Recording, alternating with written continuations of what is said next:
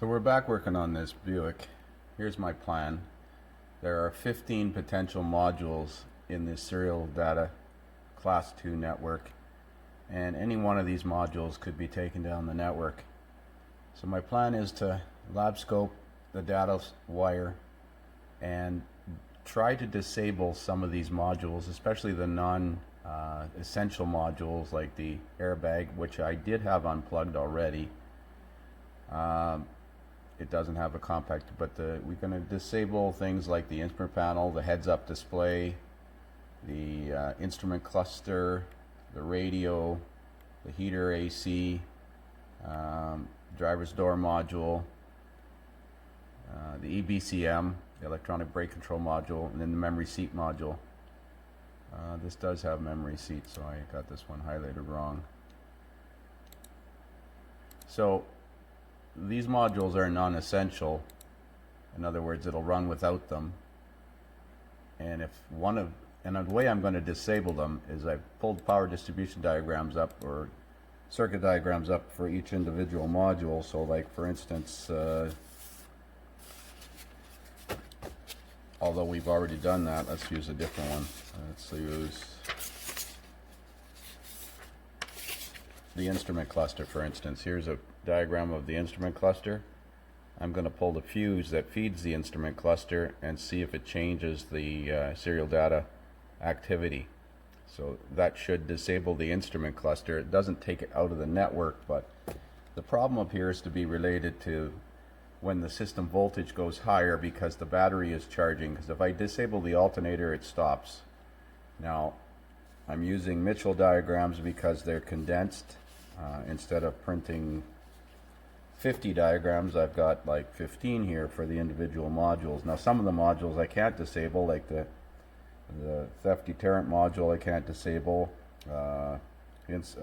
obviously the ECM, because it needs those, or the powertrain control module, it needs those modules to run, and the problem only occurs when the vehicle is running. So we're going to try removing at least the simple ones like the memory seat module and the passenger driver's door module, and at least get some of those heads-up display, radio, get those out of the question by disabling fuses or pulling fuses that feed those things, and seeing if that affects the performance of the serial data wire on the lab scope. Here's hoping. So it's really acting up this morning. There's key off, key on. Let's turn the radio down, and I'll start it up. 1002, 1003, there it goes. And of course, there goes the radio, there goes the fuel gauge, warning lights on. Yet the very split second I shut the key off,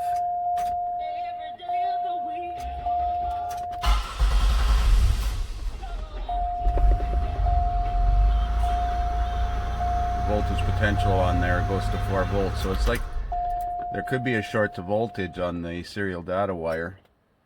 Could be a connector with some green corrosion in it and ignition voltage is bleeding back in, but why doesn't it do with the key on? It must be running. I was thinking it might have something to do with the charging system, because if I disable the charging system, the problem is gone. I look for the relationship between the charging system output, but the output voltage from the alternator goes straight to the feed stud. There is a control wire that comes back to the dash. I wonder if it might have something to do with that. So you can see the ground potential voltage right now is just around 2 volts.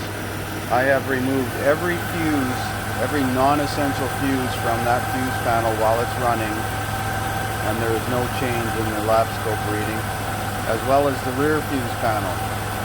So that would theoretically disable the heads-up display, the memory seat module. The only thing that makes a difference is if I disconnect that alternator. Yet I've looked at the alternator waveform and it doesn't appear abnormal at all. I tried putting a battery charger. I have a clean battery charger on it. I tried putting a battery charger on and jacking it up to 14.5 volts. I'm going to try putting the battery charger right on the alternator output wire and feeding 14.5 volts into the alternator output wire and the alternator ground, because if I unplug this connector on the back of the alternator so it stops charging,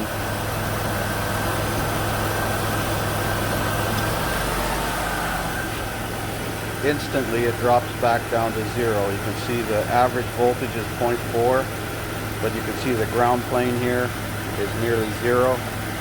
Let me plug it back in.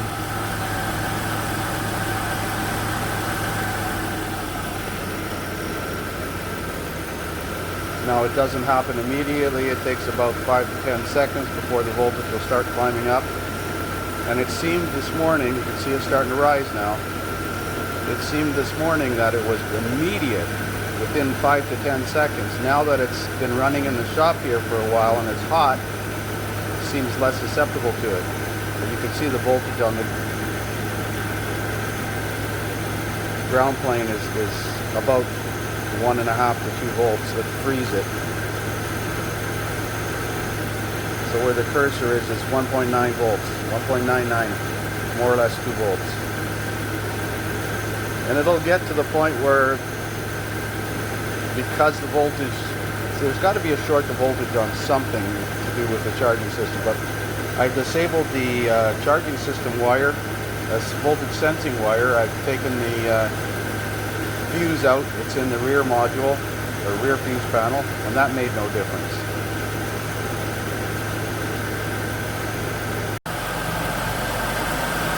So I got a clean battery charger connected to the alternator output terminal. I got the alternator wire disconnected, so it's not charging. I set the battery charger at 14.8 volts and have a look at what happens here. As soon as I have output on that output wire, let me turn the battery charger off. Look at that. Turn it back on right now.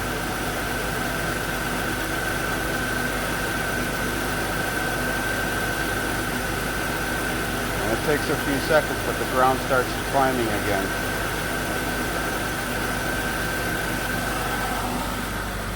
I might have hit the wrong button here.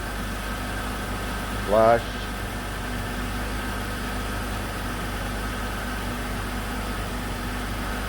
Yep.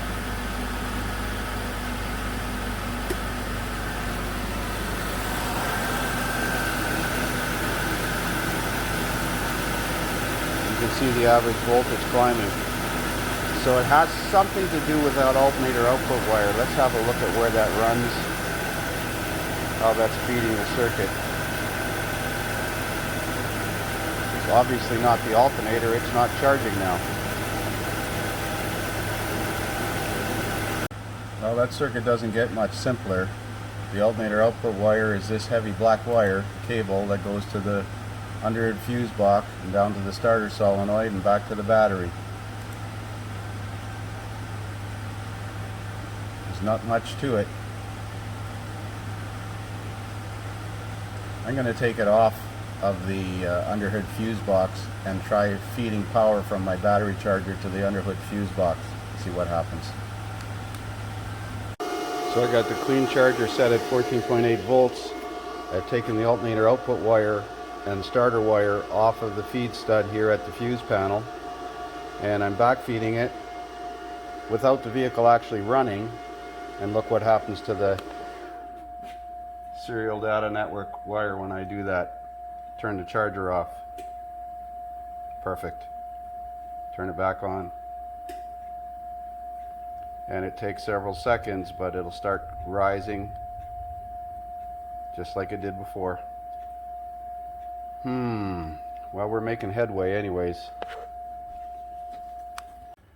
So my thought is to have a look at the underhood fuse block connectors to see if serial data wire goes through that fuse block.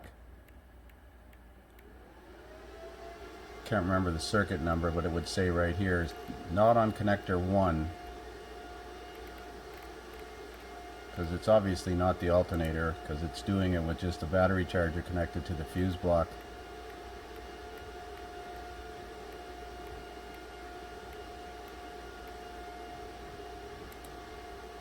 Connector 3.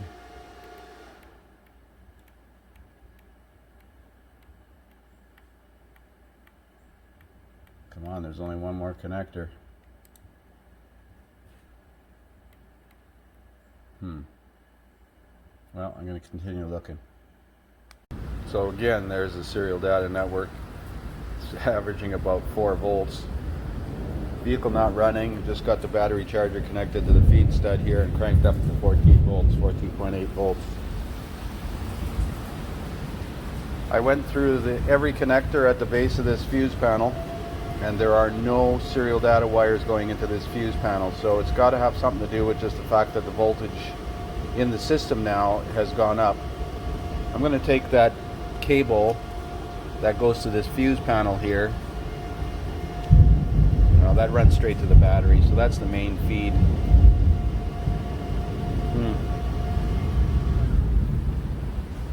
Definitely it's not an alternator problem. I'm going to turn the charger off. Perfect. Turn the charger back on.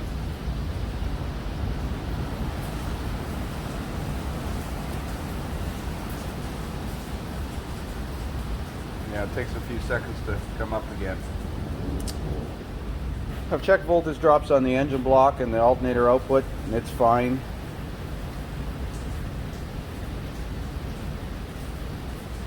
My trouble light is acting up.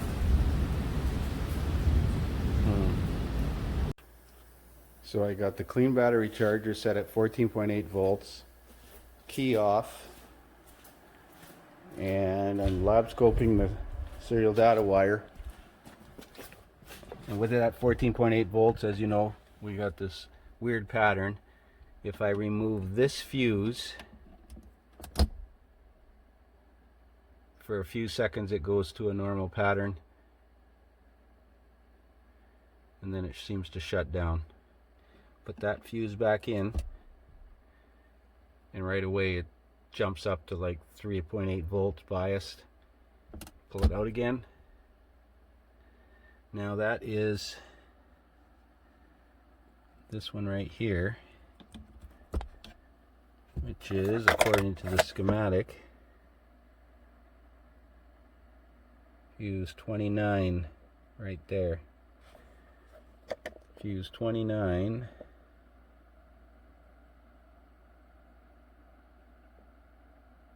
is ignition switch. I'm going to look at power distribution for that fuse 29. So here is the ignition switch fuse. It's not labeled 29 in here, but that's the name of it, ignition switch. Fuse 29, ignition switch, 15 amp. It feeds 3 circuits. Looks like it's hot all the time. Feeds the remote function actuator, that'll be for remote keyless entry, rear integration module, and the dash integration module. Interesting. Well, let's figure out which one of these 3 modules is easiest to get to.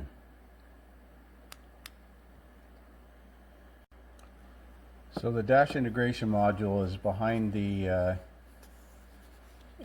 in the footwell area of the passenger compartment under the dash. The rear integration module is behind the back seat, and the keyless entry module, or remote function access module, is also on the partial shelf above the back seat. So we're going to take the back seat, rear seat out and disconnect one of those modules at a time. So the keyless entry module is right there. I've got it unplugged and there's no difference. And the rear integration module is right there. And it looks like somebody's been there before. The wires look interesting, at least, say the least. So I'm going to disconnect that module and see what happens. With that rear integration module disconnected, a few seconds later the network completely goes to sleep. But if I turn the key on now,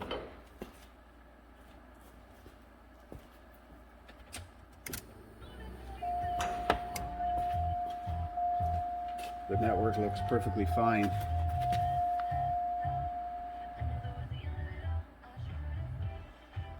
So we're going to leave that disconnected and see if that will eliminate the problem with the instrument cluster. I'm going to plug it back in.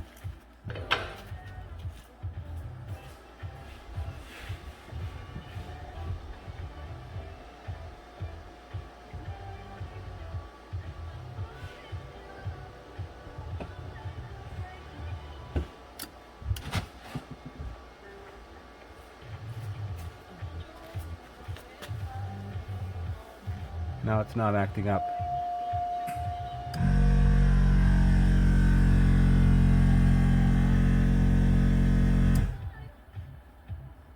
Oh, I just love this. Let me turn the key off.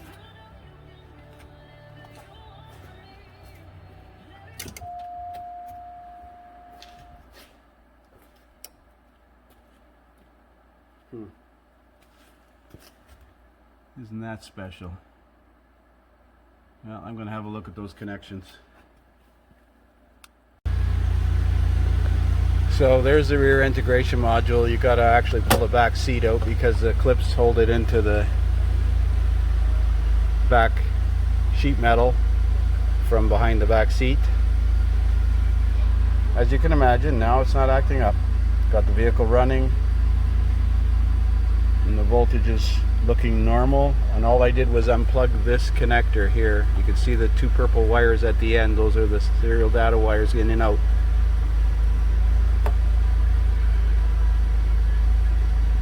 We'll let it run for a few minutes and see if it'll act up, but I had the battery charger on it as before.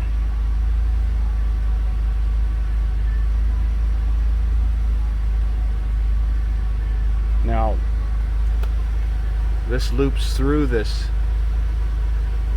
so this, I got to look at where this is in the network wired, because if you unplug it you actually interrupt the network. It's not like it's at the end a single wire, it's going in and out of this module, so it could be a module downstream from this that is being affected by affecting the network. But now it seems to have fixed itself, and all I did was cycle the connections.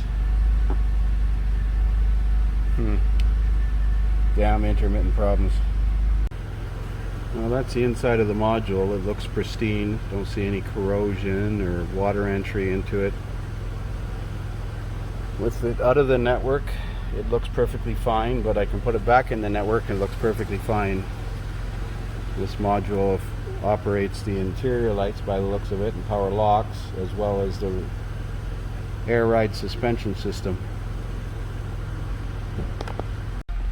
So it's been running for an hour now and it hasn't acted up, and all I did was cycle the connector at the rear integration module. When I unplugged it, it seemed to fix the network. When I plugged it back in, the problem never came back again. So was it a connection issue at that module, or is it just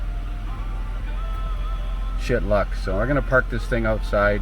It seems to act up worse once it's cool and damp, and it's been raining here all day, so try it again tomorrow and see what happens. So it's the next day. It's bright and sunny but windy today, and it's about 55, 60 degrees Fahrenheit outside. I'm going to start this vehicle. There's the data line key on. As you can hear, the radio is playing. I'm going to turn it down and see if this thing will act up now. All I've really done is cycle the connector at that rear integration module.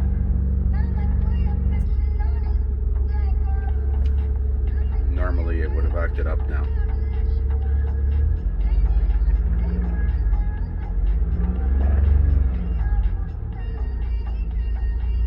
Wow. Could it have just been oxidized terminals on that rear integration module? Well, I'm going to drive this thing in the shop. No network codes. And I'm going to put it back together, but I'm going to put some of that Stabilant 22A on the terminals on that rear integration module. and take down the part number of it in the likely event that I end up changing it again. But it's not acting up now. You can tell because the average voltage on the serial data line would hit about 2.5, 3 volts, and then it would start to screw up. And you can see the ground is near zero, or the low voltage side of it. And of course the radio is still playing, and the field gauge is working, and the Prundle is working, and the doors lock when you put it in drive. So we're going to leave it at that for now. Explain to the customer what we've done. Probably have 7 or 8 hours into this thing now, or by the time I get it back together I will anyways. So this is what I mentioned earlier. Stabilent 22A is an electrical contact enhancer. This little bottle is like $145. So you put a couple of drops into each terminal. So I'm going to put drops in the terminals that go onto the network wires, the purple wires on that connector, as well as power and grounds.